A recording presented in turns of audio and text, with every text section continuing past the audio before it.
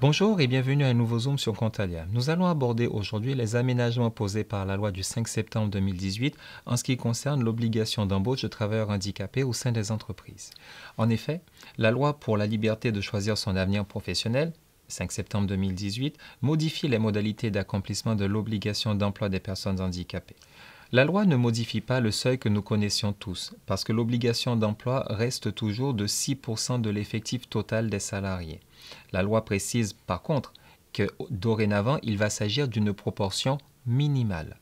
En effet, ce taux de 6% qui était connu précédemment sera révisé tous les 5 ans en fonction de la part des bénéficiaires de l'obligation d'emploi dans la population active et de leur situation au regard du marché du travail. Le seuil de 5-6% devient donc maintenant un minimum. Autre évolution posée par la loi du 5 septembre 2018, l'application du taux. Précédemment, les employeurs avaient le choix, calculer ce taux à partir de l'entreprise ou calculer ce taux au sein de l'établissement. La loi du 5 septembre 2018 fait évoluer cette position de la loi et précise que l'obligation d'emploi va s'appliquer au niveau de l'entreprise. Et dans les entreprises disposant d'établissements multiples, cela va changer effectivement les modalités de calcul. Une autre évolution posée par le texte du 5 septembre 2018 va concerner les modalités d'acquittement de l'obligation d'embauche de travailleurs handicapés. La loi aujourd'hui prévoit la priorité à l'emploi direct. Un employeur pourra toujours s'acquitter de son obligation d'emploi de travailleurs handicapés par plusieurs modalités que vous connaissez certainement.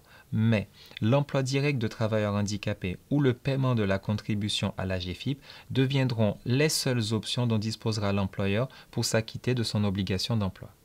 Toutefois, en ce qui concerne l'emploi direct, seront comptabilisés tous les travailleurs handicapés, quelle que soit la durée ou la nature de leur contrat. Enfin, la dernière évolution concerne les modalités de calcul de la contribution. Ces modalités seront définies par décret qui doivent encore paraître. Toutefois, tout comme aujourd'hui, le Code du travail plafonne à 600 fois le salaire horaire minimum de croissance par bénéficiaire non employé le montant de la contribution. Les modalités déclaratives de l'embauche de travailleurs handicapés vont également évoluer puisque les employeurs n'auront plus l'obligation de déclarer leur DOETH, Déclaration obligatoire de l'emploi de travailleurs handicapés, auprès de l'AGEFIP. À l'avenir, l'employeur devra déclarer sa situation au regard de son obligation d'emploi via la DSN. À cette fin, la DSN va évoluer et devra bien évidemment comporter des informations relatives aux caractéristiques de l'emploi et à l'embauche de travailleurs handicapés.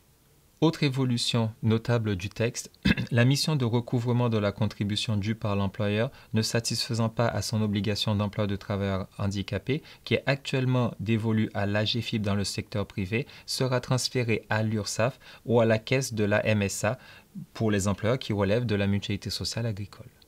Enfin, la loi du 5 septembre 2018 prévoit diverses mesures de simplification et d'accompagnement du travailleur handicapé, notamment par la mise en place d'un référent handicap au sein de certaines entreprises et par la simplification de la procédure de reconnaissance de la qualité de travailleur handicapé. La loi prévoit en effet que dans toutes les entreprises d'au moins 250 salariés, il devra être désigné un référent chargé d'orienter, d'informer et d'accompagner les personnes handicapées. Dernière nouveauté qui était demandée depuis très longtemps, la simplification de la reconnaissance de la qualité de travailleur handicapé. Ainsi, une personne reconnue handicapée dont la situation est irréversible n'aura pas à revenir devant la maison départementale des personnes handicapées. La reconnaissance sera attribuée de façon définitive. Toutes ces nouveautés de la loi du 5 septembre 2018 entreront en vigueur au 1er janvier 2020 sous réserve de la désignation du référent handicapé dont les dispositions s'appliquent immédiatement. Je vous remercie pour votre attention et je vous dis à très bientôt pour un nouveau Zoom sur Contalia.